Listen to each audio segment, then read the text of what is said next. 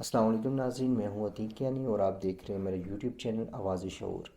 خالد محمود صاحب، یہ جواب میں صرف آپ کو دینے کے لیے نہیں بیٹھا، یہ جواب ان سب کے لیے ہے جن کی سوچ آپ جیسی ہے، ان اور ان لاکھوں لوگوں کے لیے بھی جو خاموشی سے یہ سب کچھ دیکھ رہے ہیں۔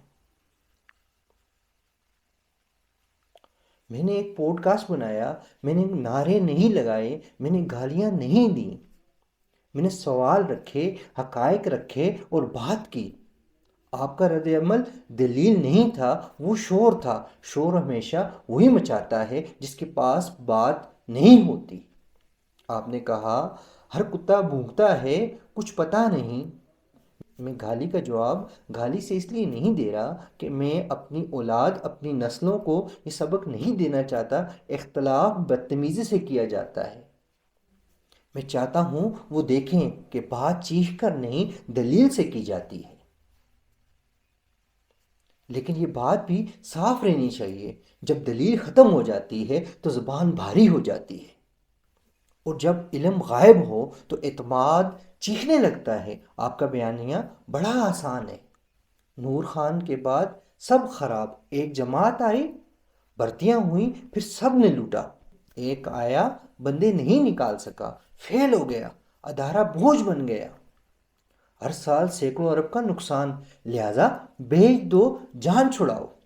یہ کہانی پوری نہیں ہے، یہ سہولت والی کہانی ہے، وہ کہانی جو سچ کا سامنا کرنے کے بجائے آسان نتیجہ نکالنے کے لیے گڑھی جاتی ہے۔ یہ سچ ہے کہ پی آئی اے کو کسی ایک جماعت نے نہیں مارا، کسی ایک دور نے نہیں لوٹا، کسی ایک شخص نے نہیں بگاڑا۔ اسے دہائیوں تک سب نے مل کر استعمال کیا، نوکریاں بانٹی گئیں، سفارش چلی، سیاسی دباؤ پر نقصان دہ فیصلے کیے گئے، اور جب حساب کا وقت آیا تو انگلی کسی ایک طرف اٹھا دی گئی۔ یہ کہنا کہ فلاں اس لیے ناکام ہوا کہ وہ بندے نہیں نکال سکا، یا تو لا علمی ہے یا جان بوجھ کر آنکھیں بند رکھنا۔ ہزاروں لوگوں کو ایک دن میں نکال دینا نہ قانون اجازت دیتا ہے، نہ معاشرہ، نہ عقل۔ مسئلہ نیت کا نہیں تھا، مسئلہ نظام کا تھا، جسے گندا رکھنا سب کے فائدے میں تھا۔ اور یہ جو ہر سال سینکڑوں ارب کا شور ہے، یہ حساب نہیں، یہ خوف ہے۔ مجموعی نقصانات کو سالانہ بنا کر عوام کو ڈرایا گیا تاکہ ایک ہی جواب بچے، بھیج دو۔ اب ذرا یہ بھی پوچھ لیجئے، پی آئی اے بیچنے سے کس کو فائدہ ہوا؟ فائدہ ان لوگوں کو ہوا جنہوں نے ایک قومی ادارہ سستے میں حاصل کیا، فائدہ ان مشیروں اور فائلوں کو ہوا جنہوں نے اصلاحات کیا اور ذمہ داری سے ہاتھ جھاڑ لیا۔ نقصان عوام کو ہوا، اس عوام کو جس کے ٹیکس سے جہاز آئے، جس کے پیسوں سے روٹ بنے، جس کی محنت سے برانڈ کھڑا ہوا۔ اور نقصان ان ملازمین کو ہوا جو محرم نہیں تھے مگر فیصلوں کی قیمت انہوں نے ادا کی۔ اور سب سے بڑا نقصان ریاست کو ہوا جس نے ایک اسٹریٹجک اثاثہ ہمیشہ کے لیے کھو دیا۔ یہ سوال اب ایک شخص نہیں پوچھ رہا، یہ سوال پوری عوام پوچھ رہی ہے، یہ سوال پورا پاکستان پوچھ رہا ہے۔ اور اگر یہ بات کڑوی لگ رہی ہے تو شاید اس لیے کہ یہ سچ کے قریب ہے، اور اگر یہ بات چبھ رہی ہے تو خود سے ایک سوال ضرور پوچھئے گا، کیا ہم فیصلے شور سے کرتے ہیں یا دلیل سے؟ اس بات کو آگے پہنچائیں، بحث کے لیے نہیں، سوچ بدلنے کے لیے۔ بولنا ہے تو گالی سے نہیں، دلیل سے بولیے، کیونکہ شور بہت ہو چکا۔ یہ عوام کا مال تھا اور عوام کے مال پر شور نہیں، حساب مانگا جاتا ہے۔ قومیں تب نہیں مرتی جب ان کے ادارے کمزور ہوتے ہیں، قومیں تب مرتی ہیں جب وہ یہ مان لیتی ہیں کہ بچانے کے بجائے بھیج دینا ہی عقل مندی ہے۔ یہ ادارہ نہیں بکا تھا، یہ ہماری ذمہ داری بھی کی تھی۔ خالد محمود صاحب، آپ سے میں مخاطب ہوں۔ آپ کا ایک کمنٹ اور مزید آیا میرے پاس کہ اور بھی جو ادارے ہیں، گورنمنٹ کا کام نہیں ہے کاروبار کرنا۔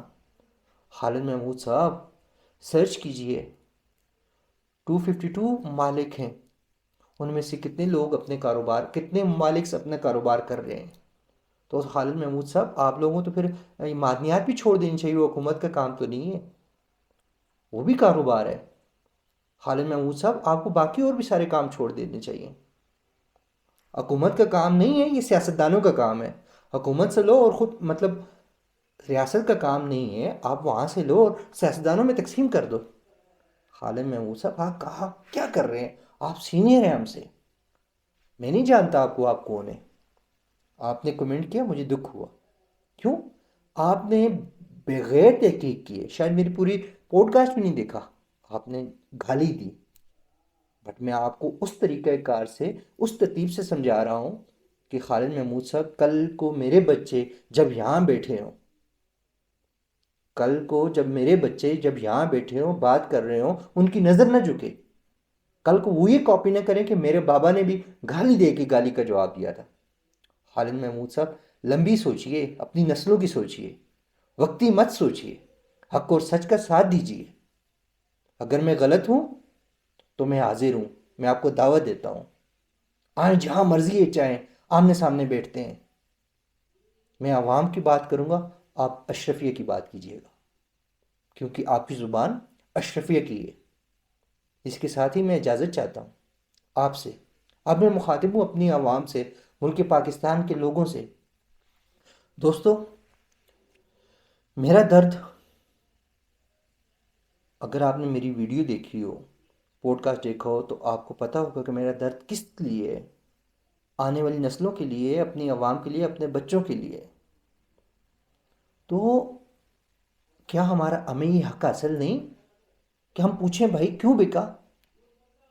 کیا ایسے ممکن نہیں تھا بیچنے کے بجائے کوئی ایک فرم کھڑی کی جاتی؟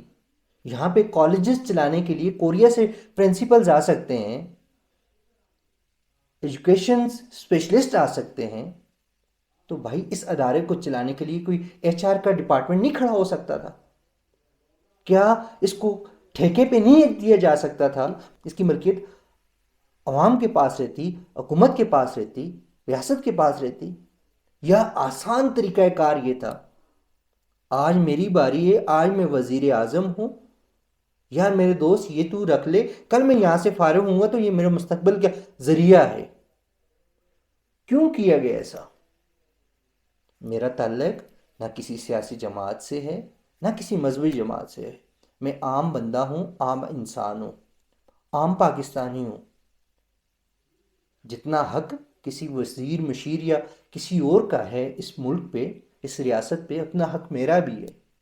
ہاں، یہ بات الگ ہے، وزیر مشیر بننے کے لیے اسے ووٹ چاہیے، اور عوام بننے کے لیے، اپنا حق جتانے کے لیے عوام ہونا ہی، یہاں پیدا ہونا ہی کافی ہے، اور خود کو پاکستانی سمجھنا ہی کافی ہے۔